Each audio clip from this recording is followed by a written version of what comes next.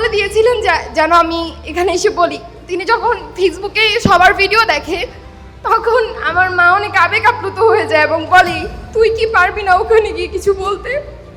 আজকে যার সুবাদেই আমি এখানে এসেছি। আসসালামু আলাইকুম। আমি একজন সেকেন্ড টাইমার। ফার্স্ট টাইমে আমার সব বিশ্ববিদ্যালয়েই চান্স হয় এক্সেপ্ট ঢাকা ইউনিভার্সিটি। তো জিএসটিতে পরীক্ষা দিই। জিএসটিতে আমার ম্যারিট ভালো থাকার কারণে জিএসটিতে ভালো একটা সাবজেক্ট আসে, যে কারণে আমি জিএসটি এনএসটিউতে পলিটিক্যাল সায়েন্স ডিপার্টমেন্টে অধ্যয়নরত ছিলাম। কিন্তু আমার এই পরিচয়টা মনে হচ্ছিল যে আমার বাবা মা সবার সামনে একটু প্রেজেন্ট করতে কিছুটা হেসিটেশন ফিল হতো তাদের। জিএসটি ইনক্লুডেড ইউনিভার্সিটিগুলোর মান আমরা জানি, অনেকে আছে যারা এটাকে একটু ছোট করে দেখে।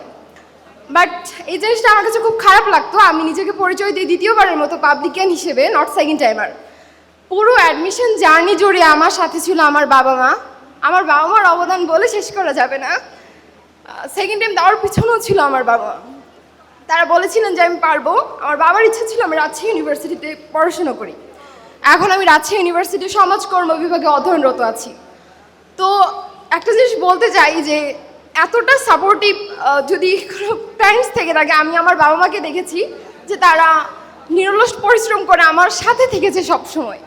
আমি কি করছি, কি পড়াশোনা করছি, কন্টিনিউয়াসলি তারা আমার খবর রেখেছে, জানতে চাইতো আমি কি করছি না করছি।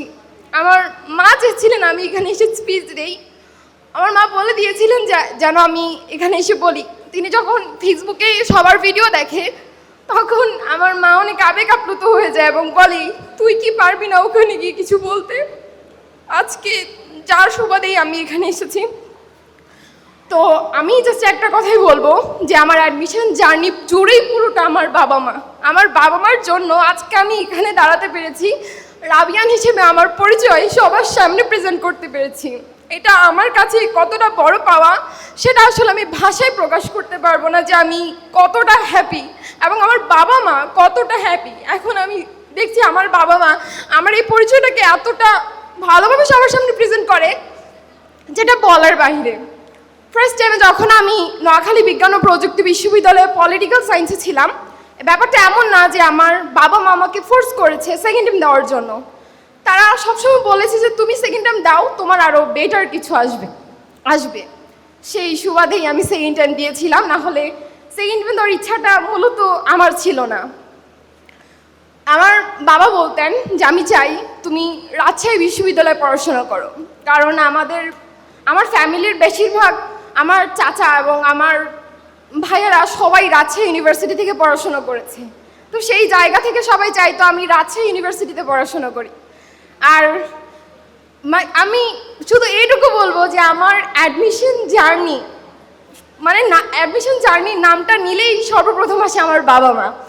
আর আই এডুকেশনের জন্য কি বলবো, আমি যখন সেকেন্ড টাইম দিব তখন আমি চাচ্ছিলাম যে বাসায় বসে প্রিপারেশন নিতে।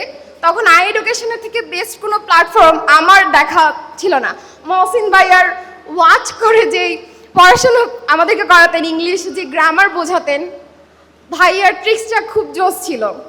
তারপর সুফিয়ান ভাইয়ার যেই বাংলা পড়ানো, সব বলতে গেলে অনেক দারুণ ছিল। ফাহাদ ভাইয়ার ম্যারাথন ক্লাস, যে ক্লাস থেকে আমরা সকল বিশ্ববিদ্যালয়ে অনেক কমন পেয়েছি।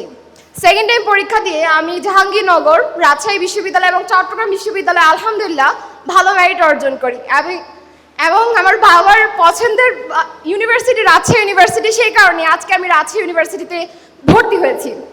তো সবাইকে ধন্যবাদ এবং ধন্যবাদ আই এডুকেশনকে আমাদের পুরো অ্যাডমিশন জার্নিতে আমাদের পাশে থাকার জন্য।